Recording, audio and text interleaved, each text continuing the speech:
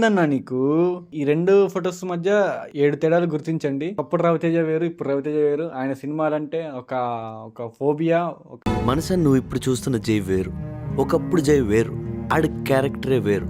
అసలు జనాలు ఎట్లొచ్చేటోళ్ళంటే అసలు ఆ థియేటర్‌లో గూడా రవితేజ మూవీస్ అంటే వేరే ఒకప్పుడు ఇప్పుడు చాలా మారిపోయినాయి. కరోనా వచ్చింది. రవితేజ గారు కూడా మారిపోయారు. ఒకప్పుడు ఈయన ఎక్స్పెరిమెంట్ చేసినప్పుడు మనం ఎంకరేజ్ చేయాలని చెప్పేసి ఇప్పుడు మన మీద కరుడు కట్టి ఒకటే టెంప్లెట్‌లో మూవీస్ తీస్తున్నారు. అండ్ దీనికి అసలు మెయిన్ కారణం ఏంటి? అసలు రవితేజ గారి మూవీస్ ఎందుకు ఇట్లా ఉన్నాయి? అసలు ఈయన డౌన్‌ఫాల్‌కి కారణం ఏంటి? అసలు ఏం జరిగింది అని తెలియాలంటే ఈ వీడియో చూడండి. ఏం జరుగుతుందంటే రీసెంట్‌గా యంగ్ హీరోస్ ఉన్నారా వాళ్ళ కలెక్షన్స్ కూడా టచ్ చేయలేకపోయింది. ఒకప్పుడు రవితేజ గారు హైయెస్ట్ పెయిడ్ యాక్టర్ అనమాట. 2000లో ఎర్లీ 2000లో హైయెస్ట్ పెయిడ్ యాక్టర్ విక్రమార్కుడు వచ్చినప్పుడు.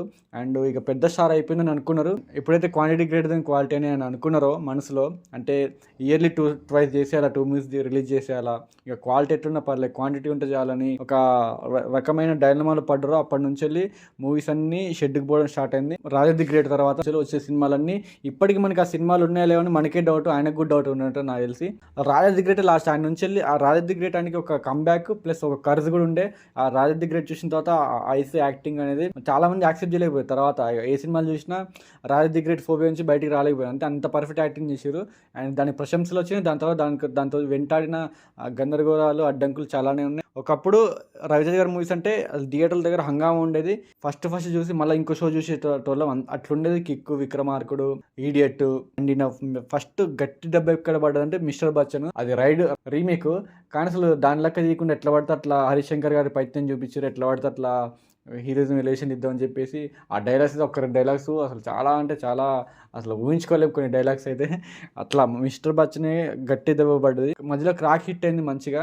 అది కూడా not up to the mark. నాకైతే కిక్కు, విక్రమార్కుడు అంతగా అయితే కాదు. క్రాక్ నార్మల్ హిట్ అయింది. దాని తర్వాత ధమాకా రాడ్ హిట్ అనమాట. ధమాకా ఎట్లా అంటే అది అందరు ఫ్లాప్ రేటింగ్స్ ఇచ్చారు. అందరూ ఫ్లాప్ అనుకున్నారు. నేను థియేటర్ పోయి ఎంజాయ్ చేసిన సాంగ్స్కి.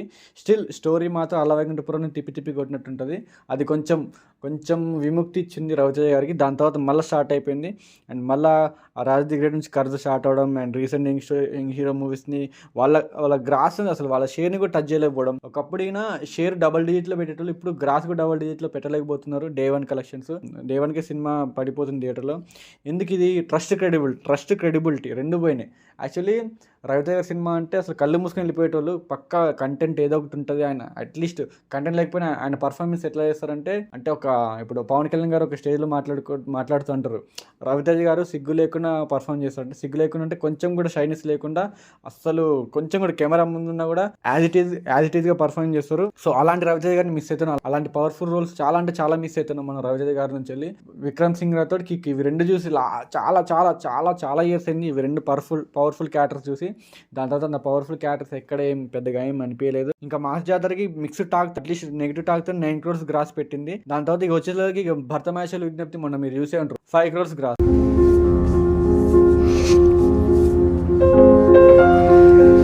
టైర్ 3 హీరోకి వస్తాయి ఇవి. అంటే ఈయన ఎక్కడి నుంచి వెళ్ళి ఎట్లా అయిందంటే అసలు ఒక డైలమా, ఒక టైప్ ఆఫ్ తీసుకునే స్క్రిప్ట్స్ కానీ ఇప్పుడు రొటీన్ స్క్రిప్ట్స్ అనమాట. తీసిందే తీసి ఏ లుక్ ఎన్లోదో ఆయనకి డౌట్ వస్తుంది, నాకు డౌట్ వస్తుంది, మీకు డౌట్ వస్తుంది. అంటే సేమ్ లుక్స్ అనమాట, అన్నిట్లో సేమ్ లుక్. అంటే ఇది కొంచెం ఈయన చేంజ్ చేసుకుంటే చాలా బాగుండేది. అండ్ ఇరుముడి కొంచెం విముక్తి అనిపిస్తుంది నాకైతే. మొన్న ఫైనల్లీ నేను చేసిన షార్ట్ మీరు చూసే ఉంటారు, లాంగ్ వీడియో కూడా ఒకటి చేసిన. ఇరుముడి అయితే కొంచెం ఫైనల్లీ కొంచెం అంటే ఒక శ్వాస గాలి ఆడినట్టు ఒక రిడెంప్షన్ అనమాట, ఒక విముక్తి. యాక్చువల్లీ ఎక్కడ అర్థమైందంటే పులి మేక కథ.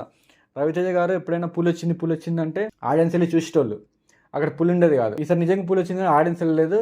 అక్కడ లాస్ట్కి రవితేజ గారి మూవీ ఫ్లాప్ అయింది. సో ఈ సేమ్ ఇది ఇంతే. రీసెంట్గా ఆయన కొంచెం లాస్ట్ 5 years కొంచెం బెటర్ అంటే ధమాకా తర్వాత భరతమాషలకు విజ్ఞప్తి కొంచెం బెటర్. రీసెంట్ వాడి మీద కొంచెం స్టఫ్ కొంచెం అన్న. ఇప్పుడు ఆ భరతమాషల విజ్ఞప్తి కూడా అసలు 5 crores గ్రాస్ ఉంటుంది డే 1. సో డే 2 నుంచి వెళ్ళి నిద్రపోయింది మూవీ. అది కూడా సంక్రాంతి సీజన్లో. అండ్ దానికి ఏదేమైనా ఉన్నాయి, ఆపోజిట్ పెద్ద మూవీస్ ఉన్నా కూడా అంటే ఎట్లా ఒక క్రెడిబిలిటీ, ట్రస్ట్ అనేది చాలా ఇంపార్టెంట్. అండ్ రవితేజ గారు అది కోల్పోయారనిపిస్తుంది. కానీ స్టిల్ ఇరుముడితో గట్టి కంబ్యాక్ ఇవ్వచ్చు. నేను అదే కోరుకుంటాను. ఎందుకంటే రవితేజ గారిని ఒకప్పుడు ఆ కిక్కులో, ఆ విక్రమార్కులు చూసినప్పుడు, ఈడియట్ మూవీలో చూసినప్పుడు అసలు ఆ డైలాగ్ ఉంటుంది, కమిషనర్ కూతులకి అయితే పెళ్లి చేసుకోదా, కమిషనర్ కూతులు అయితే ప్రేమించకూడదు, కమిషనర్ కూతులు మొగులు రారా అని ఆ డైలాగ్ అంటారు. అసలు ఆ డైలాగ్ అయితే పీక్ అన్నమాట. అండ్ పర్ఫార్మెన్స్ మూవీ స్టోరీ కన్నా పర్ఫార్మెన్స్ బాగుంటుంది. ఆ రవితేజ గారిని మేము చాలా అంటే చాలా మిస్ అవుతున్నాం. అండ్ 40 crores బడ్జెట్ పెట్టినా కూడా 50 crores రికవర్ చేయడానికి చాలా నానా తంటాలు పడుతుంది. చాలా అంటే చాలా వెయిట్ చేస్తున్నాను మూవీ హిట్ పడాలని. కానీ దీనికి చాలా 7 రీజన్స్ అన్నమాట. 7 తేడాలు అంటే 7 రీజన్స్. పవర్ఫుల్ క్యారెక్టర్ తీసుకోకపోవడం, ఒక పోకిరి కానీ, ఒక బాహుబలి కానీ, ఒక అర్జున్ రెడ్డి కానీ క్లిక్ కావాలంటే క్యారెక్టరేషన్స్ పక్క ఫస్ట్ పర్ఫెక్ట్ ఉండాలన్నమాట. సో కరెక్ట్ క్యారెక్టరేషన్ తీసుకోకపోవడం, ఒక సినిమాలో ఒక పాత్ర కరెక్ట్ పాత్ర తీసుకోకపోవడం, స్టోరీ కరెక్ట్ తీసుకోకపోవడం ఒకటి. రెండోది ఏంటంటే స్టోరీ, ఒక కథ ఎలా ఉందో తీసుకోకపోవడం. మూడోది ఏంటంటే చిన్న డైరెక్టర్ ఛాన్స్ ఇవ్వడం. ఏంది భయ్యా చిన్న డైరెక్టర్ ఛాన్స్ ఇవ్వడం మంచిదే కదా అంటే, అవును మంచిదే కరెక్టే, కానీ బ్యాలెన్స్ కూడా చేయాలి. పెద్ద డైరెక్టర్లు కూడా తీయాలి. ఈయన పవన్ కళ్యాణ్ చిన్న డైరెక్టర్తో తీస్తారు, పవన్ కళ్యాణ్ గారు, రవితేజ గారు చిన్న డైరెక్టర్తో కాకుండా పెద్ద డైరెక్టర్లతో కూడా తీయాలి. అండ్ నెక్స్ట్ మూడోది ఏంటంటే లుక్కి డిఫరెన్స్ తెలియకపోవడం. ఇప్పుడు ఒక సినిమా ఉందండి, వర్సటైల్ యాక్టర్ అంటే అల్లు అర్జున్ గారిని తీసుకోవచ్చు. ఆయన సినిమా లుక్ని బట్టి ఆయన సినిమా చెప్పచ్చు, ఇది ఈ సినిమా అని. కానీ రవితేజ గారు అన్నింటిలో ఒకే లుక్ కనిపిస్తుంది. నాలుగో రీజన్ ఏంటంటే కరెక్ట్ కమాండింగ్ లేకపోవడం. అంటే డైలమాలో ఇప్పుడు ఏది సెలెక్ట్ చేయొద్దు, మొత్తం ఒకటే సైడ్ వెళ్ళిపోవడం. ఇప్పుడు ఎలాంటి జోనర్ తీయాలా, ఎలాంటిది తీయాలి, దేని తర్వాత ఎలాంటి మిక్స్ కొట్టాలి, కరెక్ట్ దేని తర్వాత ఏది తీయాలని చెప్పేసి అన్నీ ఒకటే టెంప్లెట్లో వెళ్ళిపోతూ ఉంటాయి సినిమాలు. ఐదోది ఏంటంటే కొత్త వాళ్ళకి ఛాన్స్ అయినా ఓకే, కానీ స్టోరీ, స్క్రీన్ ప్లే ఇవి కూడా గ్రిప్పింగ్ ఉండేలా చూసుకోవాలి, దగ్గరుండి కొంచెం కేర్ తీసుకోవాలి. అది ఎక్కడ రవితేజ గారి దానిలో మిస్ అవుతుంది అది. అండ్ 6 వచ్చేసరికి రొటీన్ రొట్టా టెంప్లెట్స్ అనమాట.